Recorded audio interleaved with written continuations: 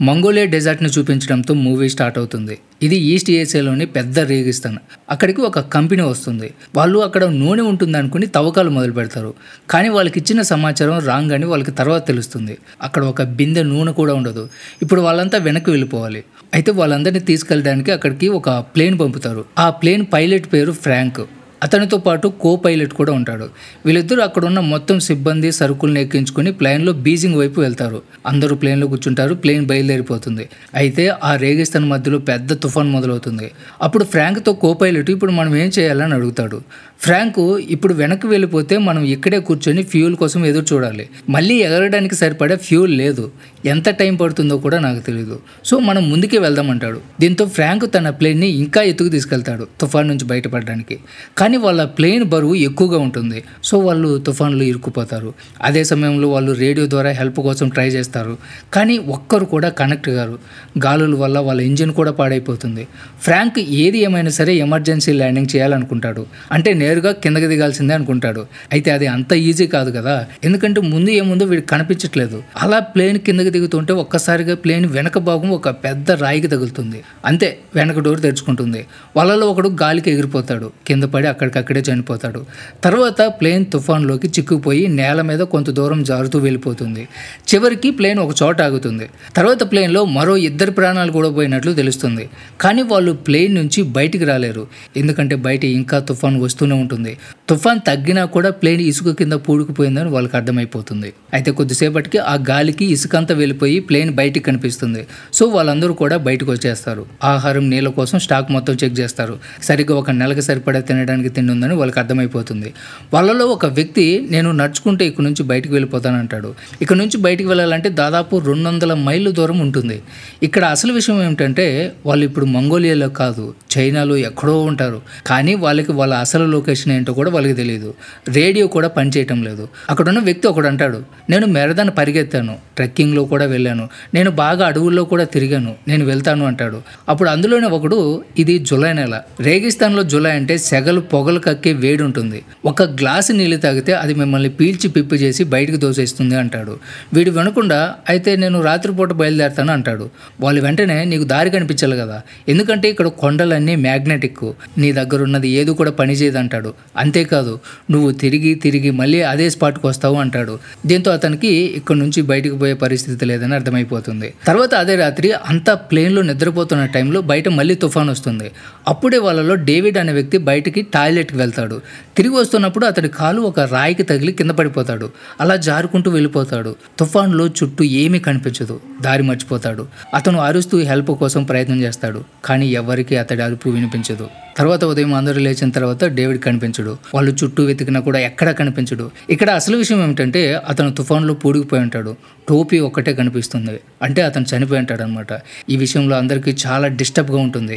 అందుకే వాళ్ళల్లో ఉన్న లేడీ ఫ్రాంక్ దగ్గరికి వెళ్ళి ఎవరైనా ఇక్కడికి వచ్చి మనల్ని రక్షించే అవకాశం ఎంత శాతం ఉంది అంటుంది. అప్పుడు ఫ్రాంక్ 5% కూడా ఉండకపోవచ్చు అంటాడు. మనం ఈ రేగిస్తాన్ మధ్యలో ఉన్నాం. మన దగ్గర తినడానికి తిండి, తాగడానికి నీళ్లు చాలా తక్కువగా ఉన్నాయి. ఇలానే నడవడానికి మొదలు పెట్టామంటే 2 రోజుల్లో అన్నీ అయిపోతాయి. అప్పుడు మనలో ఎవ్వరు కూడా బ్రతకరు. కానీ నేను దీనికి ఒప్పుకోను. అందుకే నేను ఇక్కడే ఉంటూ ఎదురు చూస్తాను అంటాడు. అంతలో బయట ఉన్న వాళ్ళలో చాలా మందికి ఆశలు మెల్లగా తగ్గిపోతాయి. వాళ్ళకి ఎవరు కూడా వాళ్ళని తీసుకెళ్ళడానికి రారు అని అనిపిస్తుంది. అందుకే వాళ్ళలో ఇద్దరు ఇక్కడ నుంచి మనం వెళ్ళిపోదామని డిసైడ్ అయిపోతారు. వాళ్ళు బయటికి వెళ్ళేటప్పుడు కొంచెం నీళ్ళు కూడా తీసుకెళ్లాలనుకుంటారు. అప్పుడే ఫ్రాంక్ ఇక్కడ నుంచి నీళ్ళు ఎవరు కూడా తీసుకెళ్ళకూడదు అంటాడు. దీంతో వాళ్ళ మధ్య గొడవ జరుగుతుంది. చివరికి తిట్లు, తోపులాట దాకా వెళ్ళిపోతుంది. సో దీంతో ఆ నీళ్లు కింద జారిపోతాయి. ఇక్కడ ఒక వ్యక్తి ఉంటాడు. అతని పేరు ఎలిట్. అతను వాళ్ళ దగ్గరకు వచ్చి నా దగ్గర ఒక ఐడియా ఉంది, మనమందరం బ్రతికే ఛాన్స్ కూడా ఉంది అని చెప్తాడు. అతను చాలా రోజులుగా ఆ ప్లేన్ని గమనిస్తూ ఉంటాడు. ఆ ప్లేన్లో ఉన్న భాగాలన్నిటితో మనం ఇంకొక ప్లేన్ తయారు చేయొచ్చు అంటాడు. ఫ్రాంక్ వెంటనే నీకు ప్లేన్ గురించి తెలుసా అని అడుగుతాడు. అందుకు ఎలిట్, నా మాటలు మీరు నమ్మకపోవచ్చు, కానీ నేను ప్లేన్ను డిజైన్ చేశాను అంటాడు. అసలు ఇక్కడ ఎలిట్ ఎవరో కూడా అక్కడ ఉన్న వాళ్ళకి ఎవరికీ తెలియదు. ఎందుకంటే అతను మంగోలియాలో ఆయిల్ కంపెనీ వాళ్ళతో పనిచేయలేదు.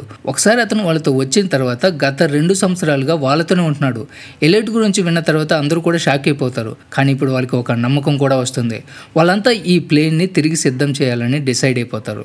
కానీ ఫ్రాంక్ మాత్రం ఒప్పుకోడు. ఇది కుదరదు అని కొట్టిపాడేస్తాడు. తర్వాత 2 రోజుల తర్వాత ఒక వ్యక్తి పేరు జేమ్స్ అక్కడి నుంచి వెళ్ళిపోతాడు. అయితే ఆ గ్రూప్లో ఉన్న అమ్మాయి అతను వెతుక్కుంటూ వెళ్ళాలనుకుంటుంది. కానీ ఫ్రాంక్ ఆమెను ఆపుతాడు. నేను వెళ్తానంటూ వెతకడానికి బయలుదేరతాడు. అతను వెళ్ళి ఒక కొండ దగ్గరికి చేరతాడు. అక్కడే వాళ్ళ ప్లేన్ వెనక భాగం ఢీకొని ఉంటుంది. అక్కడ పడిపోయిన వ్యక్తి శవం ఇప్పటికీ అక్కడే ఉంటుంది. కానీ అతని శరీరంపై బట్టలుండవు. చుట్టూ తుపాకీ గుండ్లు, కవర్లు కనిపిస్తాయి. ఇదంతా చూసి ఫ్రాంక్ షాక్ అయిపోతాడు. అయితే సడన్గా అక్కడికి జేమ్స్ కూడా వస్తాడు. అతను మనకంటే ముందు ఇక్కడికి ఎవరో వచ్చారు. నేను ఒక వాచ్ తీసుకోవడానికి ఇక్కడికి వచ్చాను. ఇది నేను ఒకసారి పోకర్ గేమ్లో ఓడిపోయి ఆ వ్యక్తికి ఇచ్చాను. కానీ ఇప్పుడు ఆ శవానికి చేతిలో వాచ్ లేదంటాడు. సో ఇప్పుడు వాళ్ళకు ఒక విషయం అర్థమవుతుంది. ఎడారిలో ఉన్న స్మగ్లర్లు ఆ శవం వద్ద వాచ్ తీసుకెళ్లారని అర్థం చేసుకుంటారు. అంతేకాదు ఆ గుండ్ల కవర్ చూస్తే వాళ్ళు ఆ శరీరాన్ని టార్గెట్గా పెట్టుకుని షూటింగ్ ప్రాక్టీస్ చేస్తున్నట్లు ఉంటుంది. ఫ్రాంక్ వెంటనే ఇక్కడ నుంచి వెళ్ళిపోదామంటాడు. కానీ జేమ్స్ ఒప్పుకోడు. నువ్వెందుకు ప్లేన్ మళ్ళీ రిపేర్ చేయలేమనుకుంటున్నావు అని అడుగుతాడు. అప్పుడు జేమ్స్ నిజం చెప్తాడు. అక్కడ ఉన్న వాళ్ళంతా ఇంకోసారి ట్రై చేద్దాం, అది పని చేస్తుందేమో అన్న ఆశతో ఉన్నారు, నమ్ముతున్నారు కూడా. కానీ అదే నాకు భయం వేసింది. ఆ ఆశ మాయ చేస్తుందేమో అనిపిస్తుంది. వాళ్ళు మళ్ళీ ఓడిపోతారని నాకు అనిపిస్తుంది. అందుకే నేను సాధ్యం కాదనుకుని వెనక్కి తగ్గాను అంటాడు. అందుకు జేమ్స్ చెప్తాడు, ఈ లోకంలో ప్రతి మనిషికి ప్రేమ కావాలి.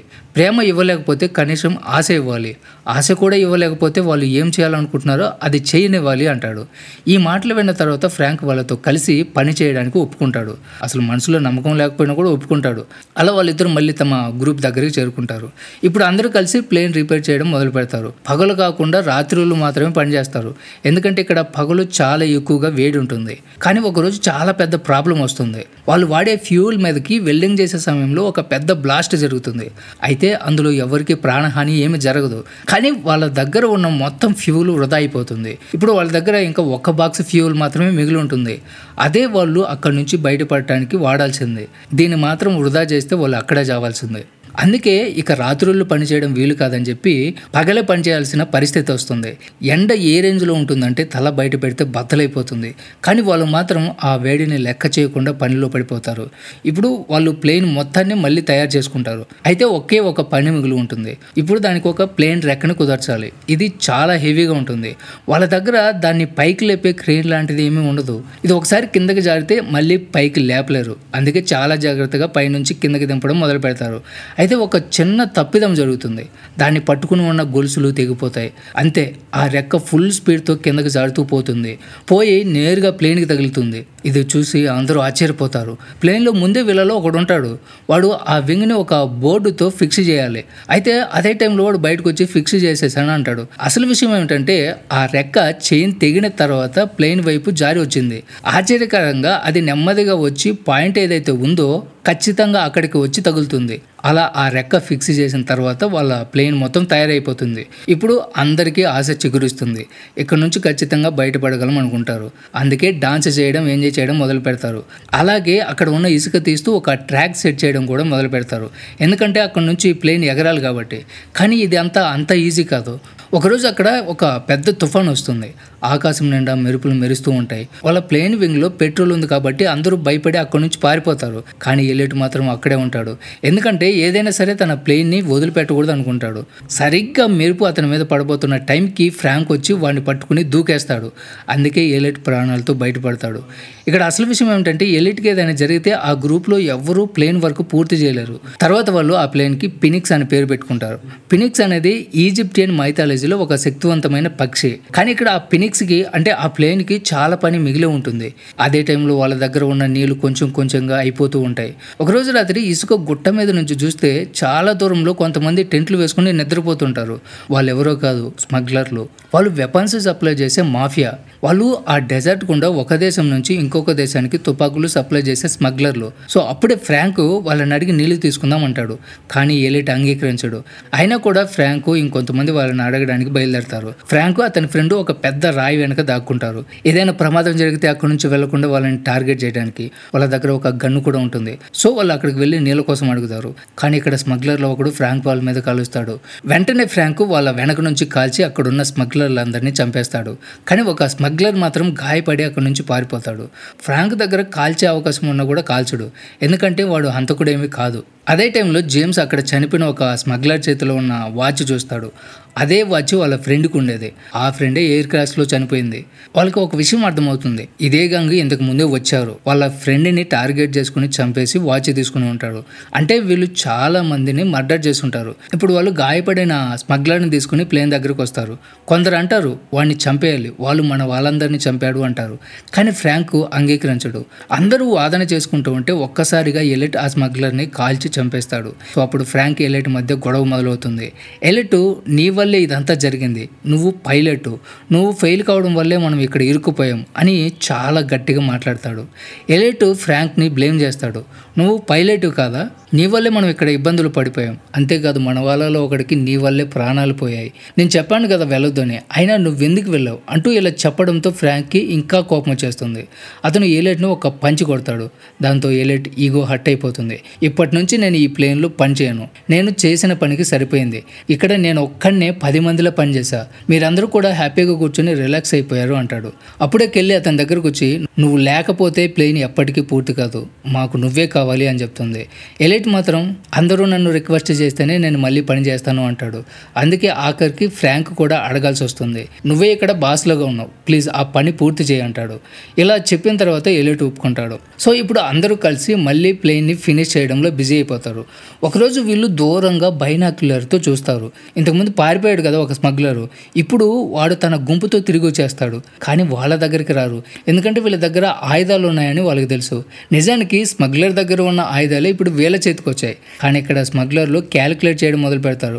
వీళ్ళ దగ్గర నీళ్లు, తినే పదార్థాలు తక్కువే ఉన్నాయి, కొన్ని రోజుల్లో వీళ్ళు ఖచ్చితంగా నీరసించిపోతారు. సో వాళ్ళు నీరసంగా ఉన్న టైంలో వాళ్ళ మీద దాడి చేసే ప్లాన్ చేస్తారు. వీళ్ళు మాత్రం ఇంకా డబుల్ స్పీడ్తో పనిచేయడం మొదలు పెడతారు. అలా చేయడం వల్ల ప్లేన్ తయారైపోతుంది. అప్పుడే ఫ్రాంక్కి ఒక మ్యాగజైన్ దొరుకుతుంది. అందులో బోలెడ్ అనే చిన్న చిన్న ప్లేన్ మోడల్స్ ఉంటాయి. అవే మోడల్స్ ఆధారంగా ఎలిట్ ఈ ప్లేన్ని డిజైన్ చేశాడు. ఇక్కడ అందరికీ ఒక షాకింగ్ విషయం తెలుస్తుంది. ఎలిట్ నిజానికి చిన్నపిల్లల ప్లేన్ మోడల్స్ని తయారు చేసేవాడు, కానీ ఇంత పెద్ద రియల్ ప్లేన్ మాత్రం ఎప్పుడు తను చేయలేదు.